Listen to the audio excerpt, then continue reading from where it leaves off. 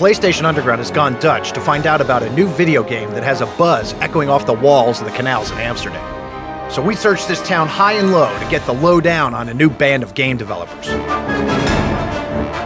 It seems this company was formed from 3 smaller Dutch game developers in 2000. Their studio is based in the heart of Amsterdam, in the Netherlands. They are rapidly becoming one of Europe's leading independent game developers and are working closely with Sony Computer Entertainment Europe to create one of the most anticipated titles for 2004. Their name is Guerrilla, and this is the story of Killzone.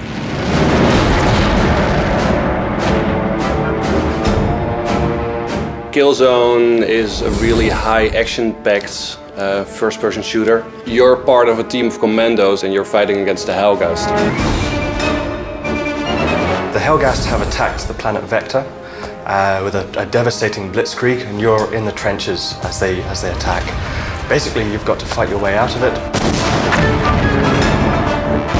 For Killzone, we really wanted to get a cinematic approach to a war game, so it's much more based on what war is like in movies, but you can really kind of feel the grit and the grime of it. It's really kind of nasty, lots of fire, lots of dirt, lots of blood. For the world, for example, really wanted to make the world feel like it's your home. Really wanted to pick small things that people will recognize and change that a bit, because it's in a future world. For the Helghast, we used the German army from First World War. The ISA is meant to be like a small army, special forces type of guys. Killzone comes out as something very dense, very sort of edgy. It comes near you and it's very gritty and it's almost claustrophobic at times. We want to give you, the player, an environment that you can recognize and that you can get to grips with immediately.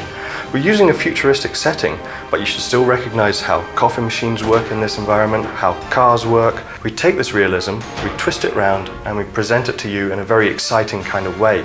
We're talking about a war here, so we've got a lot to play with. What we wanted to do is really make a game that looked war-torn. So our concept time spent a lot of time researching how things looked, first of all, but second of all, how they were destroyed and how they look when they're completely kind of torn apart. We have cities which are completely kind of torn apart by war. We have jungles, we have riverbeds that have been dried up, all kind of, get linked together by this constant feel of worn, torn, destroyed scenery. You can play Killzone as 4 different styles. You've got Commando, he's an all-rounder, good aim and everything. You've got a stealth character, you can sneak up to people, silenced shots, close combat knives and everything. You've got a heavy weapons guy, and of course there's our secret spy character. One of the cool things about Killzone is the AI. It's totally non-cheating, and they will never be so scripted that you can catch them off guard. They really react to you. We've got a series of individual people that will actually react to you, the player, only when you move, only when you actually trigger them. We can then multiply that and build it into a squad, a brick of 4 guys, and that makes our AI extremely flexible. And then you can go offline split screen, play with your buddies, and you can add bots, so you're playing with your buddy and you can play on a team with 6 other bots against 8 other ones. With all the combinations and all of the different possibilities you can play Killzone, it's almost unlimited. It depends on how you want to play it instead of what the game allows you to do.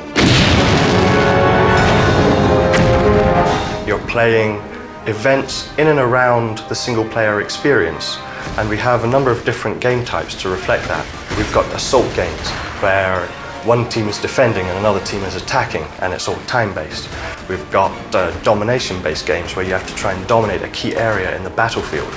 Of course, we allow you to deathmatch, because no online game is complete without it.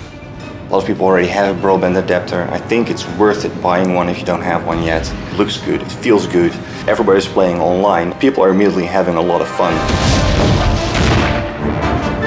The good thing of making a first-person shooter is that the player has a lot of freedom. You can move everywhere, so you have to design every single angle. That makes it really interesting.